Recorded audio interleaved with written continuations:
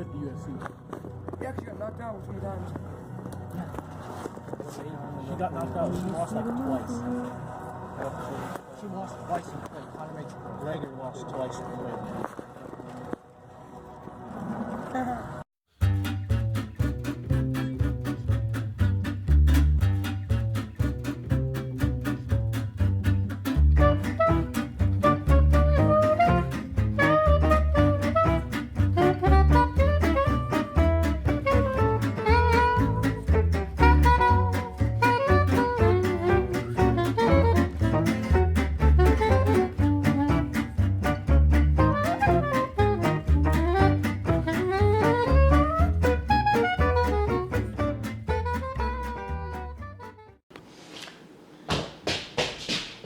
Alright, what is up guys? I decided to take that mask off, well the face off, because it's just so hard to breathe in that. So this is my review for Spider-Man Far From Home. Let me get my things in order. Alright, so first thing I wanted to start off with is like the tribute, you know? In the very beginning I thought it was for Stan Lee at first, but it actually is for the people who died or like in Endgame. And then I think one of the first scenes is they discuss the blip at school, like over the TV thing, and it's just like it's weird because we're so used to hearing it called the snap, but it makes sense they would call it the blip because they weren't there like when Thanos snapped his fingers, you know. But so it's basically their thing is like people were in gym or say whatever, and they just come back and then like they never even left like. Really like that 5 years later in the same spot, but in the same spot, but I forget what happened. Like one kid, and his name was Brad, didn't get snapped, so he was just like 5 years age, whereas like everyone else is still the same age, you know. And I'm not going in any particular order of the movie or anything, but then I want to talk about the sunglasses or like the glasses. It's just like, I think it was shown in Infinity War, and it was actually a gift for Peter Parker before Tony died. Well, this is actually a big spoiler warning for this video too.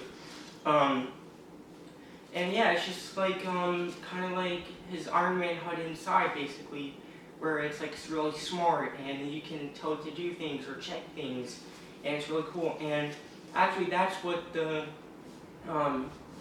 like Mysterio actually wanted his name, I forget his name, where he actually wanted the glasses. So we'll talk about the glasses and Mysterio a little bit. The glasses were first seen in Avengers Infinity War, where Tony Stark had them, where he was the street battler, what's it called? But yeah, it's just like a kind of like Jarvis or something, where it's like when he's in the Iron Man suit, it's like really smart, and you can ask it to do things and it does it and stuff. It's really smart, which he gave as a gift to Peter Parker before he died. And it's actually I'll get into Mysterio's origin a little bit. Well, not really his origin, but I believe he first appeared in the comic books, The Amazing Spider-Man number 13, and correct me if I'm wrong, but I think it was the year 1964.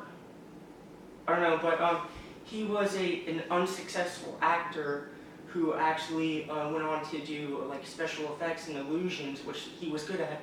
I mean, he low-key kind of reminded me of like Johnny Cage from Mortal Kombat. Like, if you play that game, you'll see what you'll probably understand what I'm talking about. But he actually. It's kind of like, you know how Reverse Flash wanted to be the Flash for so long. I know it's not a different universe, but it's kind of like that where he wanted to be a hero, but like become Spider-Man because he liked him. I think that's what happened, and because he even made his own suit like that in the comic books at one point, and made like replicated his powers, but he ended up being a villain, and he just wanted to be better, you know, and that's all I really got right there. But he actually was he was like an illusionist, where in the movie, he was actually pretending to be a good guy, you know, and but he was actually just like a Hollywood stunt performer or illusionist, and was using drones like the whole time for everything. And when Peter did give him the glasses. I'm going off track really, but when he did give him the glasses, it was revealed that the drones and he was just faking all along. And let's talk about, I don't really want to get into Happy and Aunt May because that was kind of weird, but the Michelle character, I know like she's called MJ in this movie, which I'm pretty sure she's not Mary Jane. I think her name's Michelle, I think it was Jones. But she's actually has a bigger part in this movie where the first Spider-Man Homecoming was like, she was very, not in it very much, she was just kind of a sarcastic character. But it's like, this is more like how the other Spider-Man movies were, where they were delving into like more emotion, like, not emotional, but relationships, where, like high school relationships.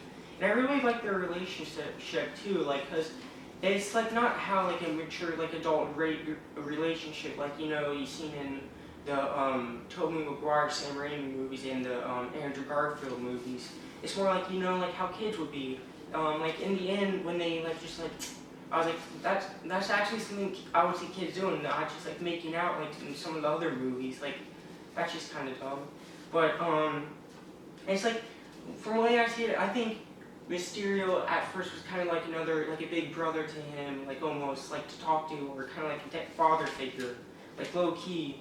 But I wanted to talk to about the costumes right now. There was, first costume was the Spider-Man Homecoming costume, the Iron Spider, and the Shield stealth suit, and just the black and red Far From Home suit. And it's like, there's really a good evolution of like all of these suits, and like, because the first suit, it was like the first suit not the homemade suit, but the first actual suit he got, and that's kind of like iconic to me, you know, because it's like probably the most comic book accurate suit I've seen on the movies. Like this, I know the lenses are kind of crappy. Oh well. To a more advanced suit like this. See, and this was bulletproof too. Yeah, but not the Uninspired, but pretty much the equivalent in to the comics basically, besides the comic book Uninspired. It's the most advanced one. Ooh.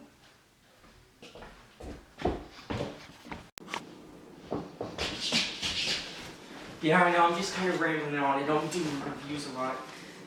But yeah, it's like, I thought it was really cool, like Mysterio's illusions, where it was like, because I've never really seen any other villain do that, like in the movies. They're more like where they're using their strength, like the Lizard and Smarts, and just like, because like you actually feel for some of the characters, you know, like you felt for the Vulture, where he was just like poor and was like digging through scraps and making weapons, like to make ends meet for his family. Where Mysterio was just like kind of felt like he was betrayed by like Tony Stark, you know, and where you actually kind of feel for him in a way. But he's just more like an illusionist. It's like he like fakes, it's like, I want to call it like a dream sequence where he just like beats, like kicks his butt, Spider-Man's butt through that instead of just fighting him. And like sometimes it was cool because it was like hard to know what was real and what wasn't. Like when Nick Fury shot him, that was just an illusion too.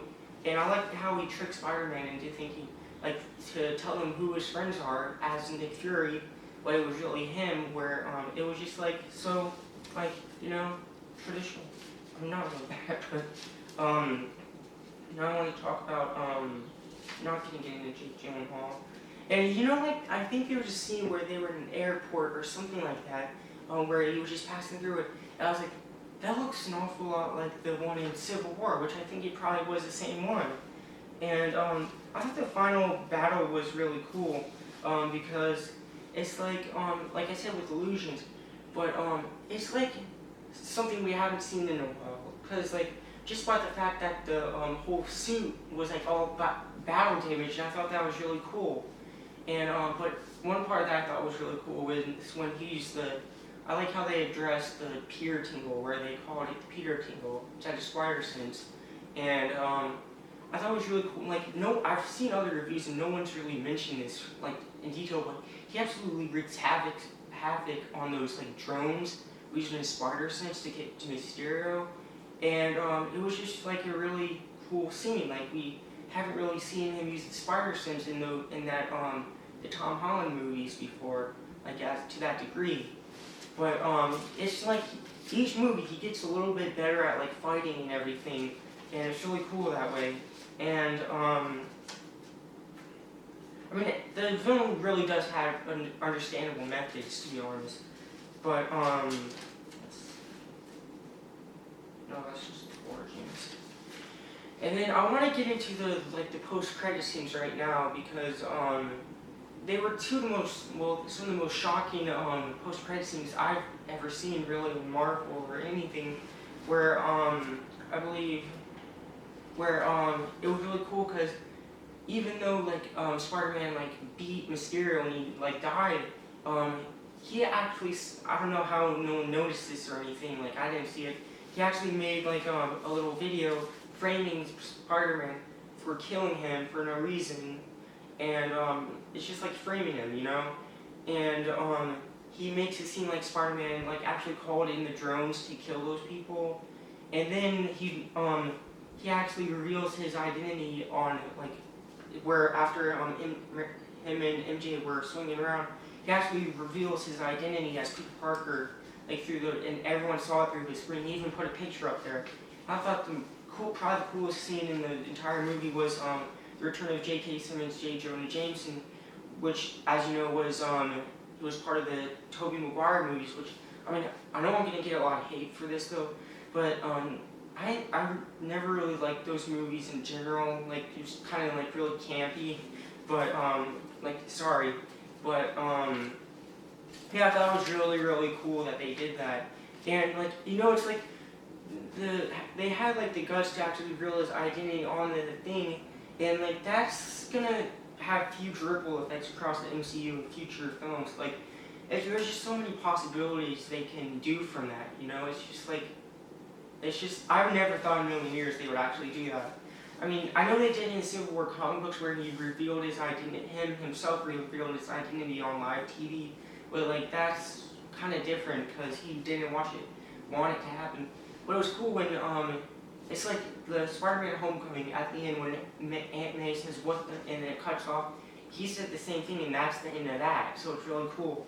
But the other main thing, post-credit scene, was that Nick Fury and Maria Hill were actually Skrulls through the whole movie.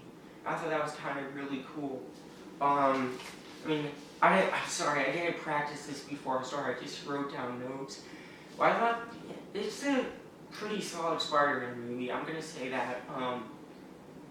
I definitely do like it a lot better than Spider-Man Homecoming. I really do.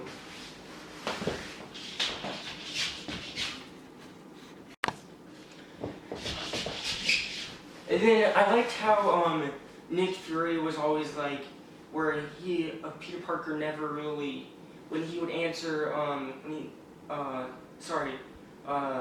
Nick Fury would call Peter, he would just be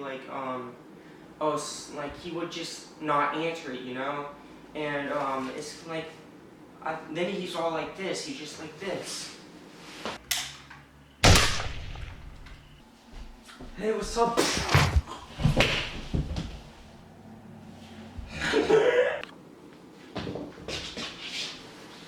Another really cool thing I thought they did in this movie was that it's they introduced the multiverse, which is pretty big.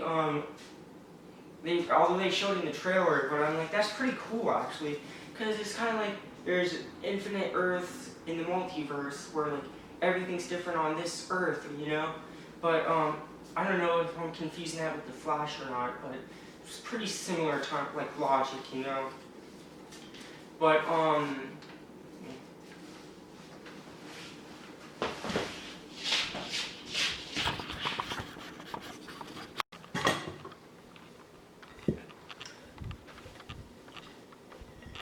whoo, I'm Mysterio, I have a bowl on my head.